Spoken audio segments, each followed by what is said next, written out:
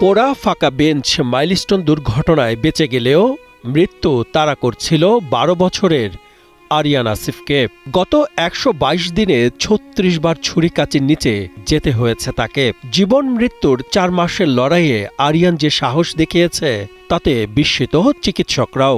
মৃত্যুকে হার মানানো আরিয়ান অবশেষে ঘরে ফিরছে। এতদিন আরিয়ান নেই বলে এই কয়েক মাস তার ঘরের দরজাও খোলেননি মা। সেই দরজা নিজ হাতে খুলে আরিয়ান ফিরছে তার প্রিয় ঘরে। ২১ জুলাই ভয়াবহ বিমান দুর্ঘটনায় গুরুতর দগ্ধ হয় আরিয়ান।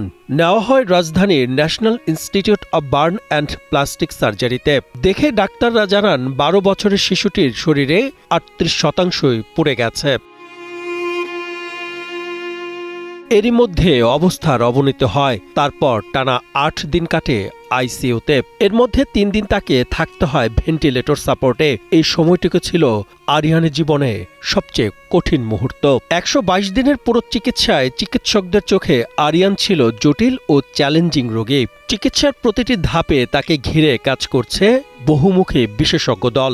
মোট ৩৪ বার ছোট বড় অস্ত্রোপচারের জন্য অপারেশন থিয়েটারে নেওয়া হয়েছে। চিকিৎসায় যুক্ত ছিলেন সিঙ্গাপুর, ভারত ও চীনের ডাক্তার ফোয়ারা তাসমিমের নেতৃত্বে অরেঞ্জ ইউনিটের পুরো টিম তাকে সুস্থ করে তুলতে কাজ করেছে দিনরাত। যে বয়সে ওর বার্ন হয়েছে এবং ম্যাক্সিমাম বাচ্চাগুলোর তো প্রায় কাছাকাছি বয়স, ওর বয়স 12। তারপর আমি বলবো ও অত্যন্ত সাহসিকতার সঙ্গে কিন্তু এটা মোকাবিলা করেছে। ওর ব্যক্তিগত সাহসটা অত্যন্ত গুরুত্বপূর্ণ ছিল, যেটা আমাদের ডক্টর ফোয়ারা অলরেডি বলেছেন। সেটা আমাদেরকে সহায়তা করছে ওর চিকিৎসাটা দ্রুত দিতে। আলটিমেটলি তার চিকিৎসা সম্পন্ন করে তাকে আমরা প্রায় ৩৪ বার অপারেশন থিয়েটারে নিয়েছি। এর মধ্যে অনেকগুলা ড্রেসিং ছিল এবং আন্ডার অ্যানেস্থেশিয়া ড্রেসিং এবং অনেকগুলো সার্জারি করা লেগেছে।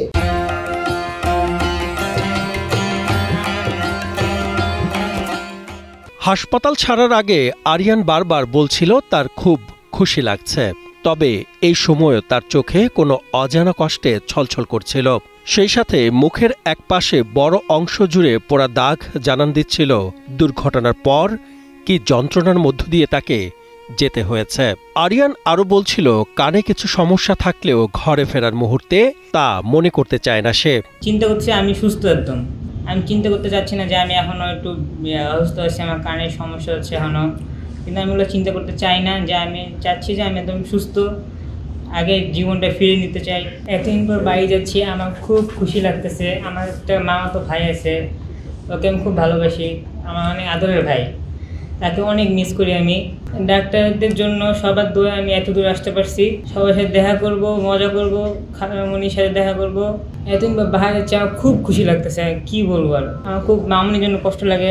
মামনি অনেক কষ্ট করছে আমার জন্য, সারা রাত জেগেছিল আমি যখন আইসিইউতে ছিলাম। আমার খুব খুশি লাগছে, মামনি অনেক খুশি আমি এতদিন বাইরে যাচ্ছি। ছেলেকে ফিরে পেয়ে আরিয়ানের মায়ের চোখেও দেখা যায় আনন্দের অশ্রু। কখনো আশা করিনি আইসিইউ থেকে আমার বাবাটা আমার কাছে আসবে।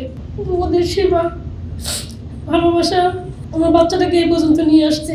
আমি বাচ্চাটাকে নিয়ে বাসায় ফিরবো আজকে, আমার কত যে আনন্দ আমি বুঝাইতে পারবো না।